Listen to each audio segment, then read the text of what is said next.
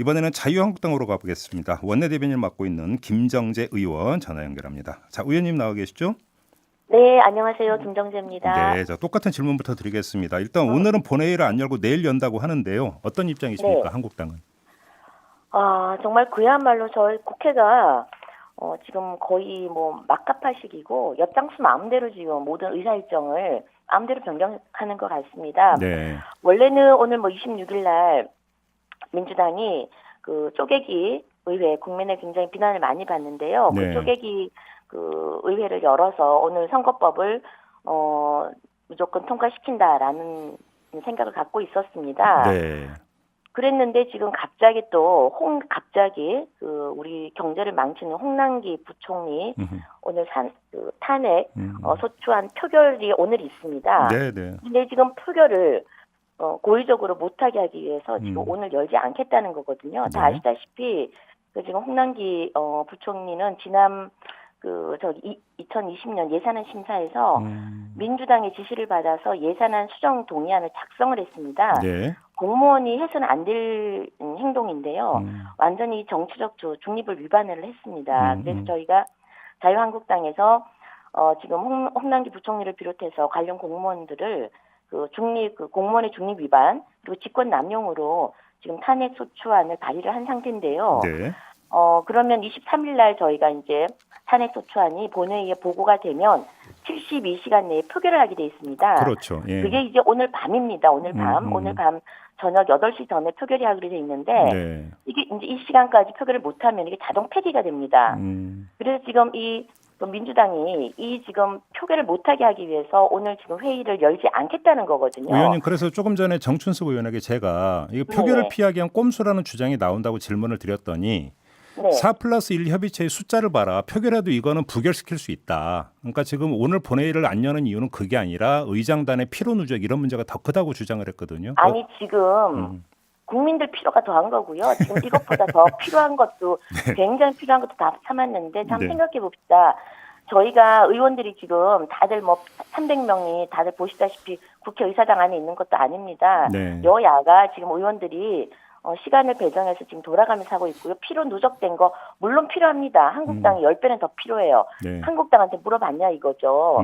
지금 이것도 마찬가지로 그건 정말 말도 안 되는 변명이고요. 당연히 그럼 표결을 해야 되는 겁니다. 그런데 지금 자신이 없는 거죠. 지금 자신이 없는 것이 지금 소위 그 4+1이라는 그런 군소 정당조차도 문재인 정부의 경제정책 실패는 굉장히 비난을 많이 하고 있습니다. 예, 그리고 예. 경제정책의 실패의 책임자로 홍남기 부총리를 지금 지목하고 있거든요. 네. 지금 민평당이나 대한신당이나 그 바른당 당권파도 경제정책에 대해서만큼은 홍남기가 책임져야 된다. 그래서 결국 이 군소정당의 굉장히 반란표에 대해서 불안한 겁니다. 알겠습니다. 그래서 그럼에도 불구하고 당연히 표결을 해야죠. 그런데 이 표결을 피하기 위해서 국회를 열지 않는다? 그리고 또 그런 민주당의 뜻을 받아서 문희상 의장은 자기 마음대로 국회를 열었다, 닫았다. 그리고 마음대로 아무 안건이나 순서를 바꿔서 날치게 하는 지금 대한민국 국회가 완전히 의회 민주주의가 완전히 훼손되고 붕괴되는 그런 지금 상황에 있습니다. 알겠습니다. 그리고 조금 네네. 전, 그러니까 어제 그 김재원 정책위 의장이 제기했던 의혹이 있어요. 그러니까 그 원포인트 선거법도 수정안 내는 거 아니냐는 의혹을 제기를 했는데, 그래서 조금 전에 정춘숙 의원한테 질문을 드렸더니 그건 위헌 소지도 있고 애당초 검토가 된 것도 아니다. 이렇게 전면 부인을 했는데요. 했었죠. 뭐 부인 아니면 뭘 하겠습니까? 너무 부끄러운 일이죠. 한국당이 예. 국민들의 그 정당 지지를 얻으면 지금 현재 이 연동형 비례제에 의하면 국민들의 지지를 얻더라도 비례대표를 가져갈 수가 없는 구조입니다. 네. 당연히 이 구조는 잘못된 구조죠. 그래서 지금 한국당이 비례 정당을 만들겠다고 하니까 너무 지금 민주당에서 깜짝 놀란 겁니다. 왜냐하면 꼼수에 완전 묘수로 대응을 하니까 놀란 겁니다. 네. 그래서 이것조차도 어떻게 하면 막을까 하고 굉장히 고심을 했고 뭐 별의별 그 개정안을 다 낼 걸 궁리를 한 것으로 저희가 알고 있습니다. 알고 있는데 예. 지금 그걸 부정한다고 해서 부정된 게 아닌데 근데 중요한 건 이게 위헌 소지가 있어서 결국 포기할 수밖에 없을 겁니다. 그러니까 검토는 했는데 위헌 소지 때문에 수정은 제출은 안 할 거다. 이 말씀이에요. 정리를 하면. 네. 네. 알겠습니다. 그나저나 만약에 내일 그 본회의 열어서 표결을 하면 자유한국당에서 뭐 그러니까 물리력을 동원해서 막거나 이런 일은 없는 거죠? 실질적으로 물리력을 동원할 수가 없고요. 그렇죠. 지금 예, 선진화법에 따르면 때문에 예, 예. 사실은 불가능합니다. 그래서 국회가 이렇게 난장판이 되는 건 국민이 바라지도 않고 저희도 바라지 않습니다. 네. 그래서 정상적인 국회 운영을 해야죠. 그래서 적어도 선거법은 뭐 늘 동어 반복입니다만 당연히 선거는 그 게임의 룰이기 때문에 네. 한국당과 함께 논의를 했어야 되는 건데 지금 지난 7개월, 8개월 동안 한국당은 그냥 밟고 지나가는 형국이었습니다. 같이 논의의 장에 아예 넣어주지도 않고 마치 한국당이 논의할 의사가 없다는 식으로 계속해서 그렇게 뭐 소위 거짓말이죠. 거짓말로 국민들에게 호도를 하고 그랬었는데요. 이제 막바지까지 왔습니다. 그런데 된 게 뭡니까? 선거법이라는 것이 뭐 처음에는 비례의석을 늘려야 돼서 사표를 방지하고 군소정당에게 더 많은 권한을 줘야 된다고 주장을 했는데 결국 돌아서 되돌이표, 그다음에 누더기 걸레법이 나왔습니다.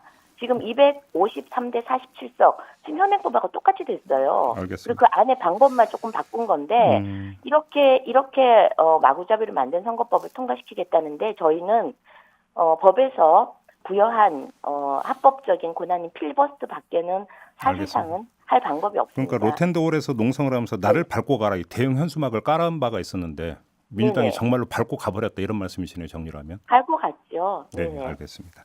지금 이제 그 선거법 개정안 다음이 검찰 개혁 법안인데요. 공수처 설치 법안하고 검경 수사권 네네. 조정 법안. 네. 지금 어제부터 뭐 일부에서 문제가 있다는 주장이 나오던데 한국당 입장은 어떤 겁니까? 뭐 한국당은 초지일관 같은 입장이었습니다. 공수처법이 안 된다는 거였어요. 예. 지금 현재 검찰이 제대로 권력을 향해서 제대로 지금 수사도 하고 있고 검찰의 역할을 제대로 하고 있습니다.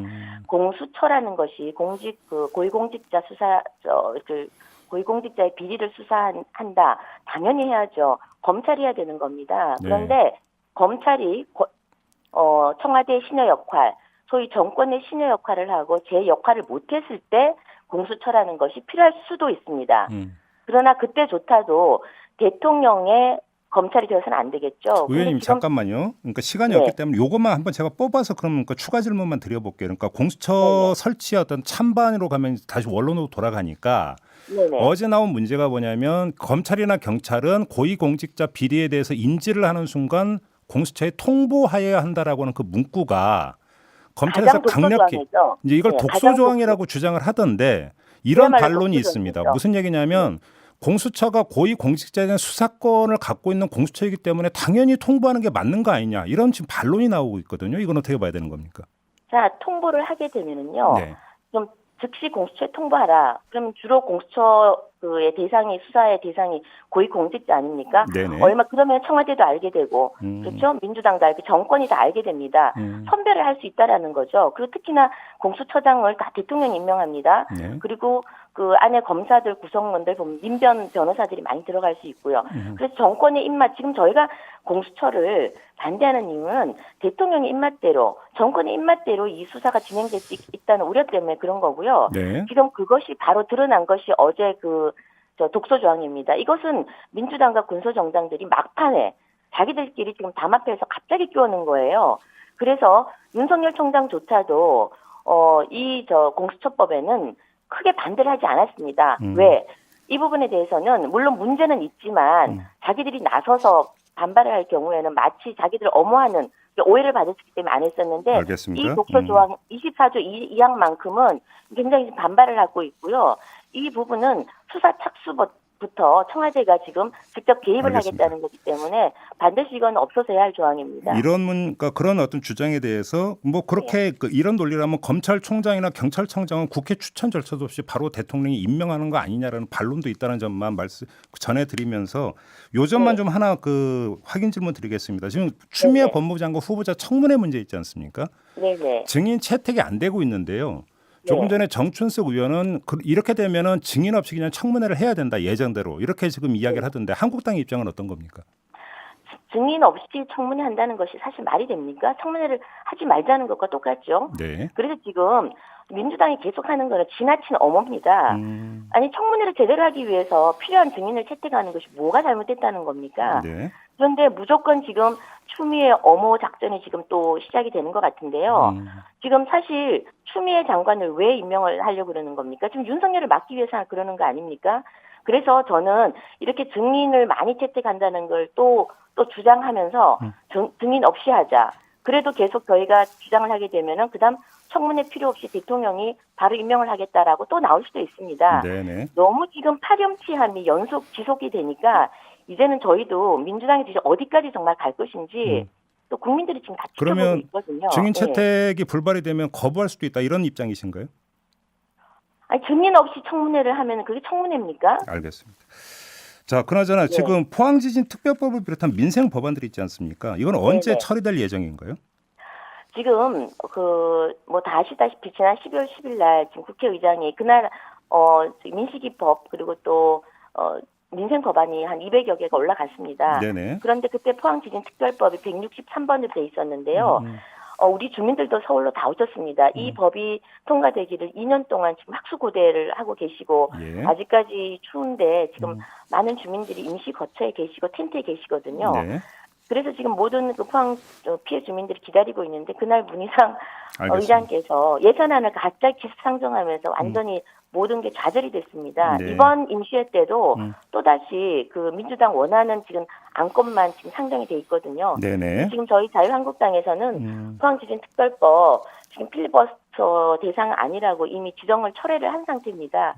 그래서 지금 주민들이 계속 기다리고 있으니까 빨리 처리해달라. 이번 임시회에서는 꼭 좀 상정을 시켜서 네. 통과를 시켜주시기를 바랍니다. 알겠습니다. 자, 네네. 이렇게 마무리하죠. 고맙습니다, 의원님. 네네, 감사합니다. 네, 자유한국당 원내대변인을 맡고 있는 김정재 의원이었습니다. 이슈의 핵심을 꿰뚫는 예리한 시선, 믿고 듣는 진품 시사, 김종배 시선 집중.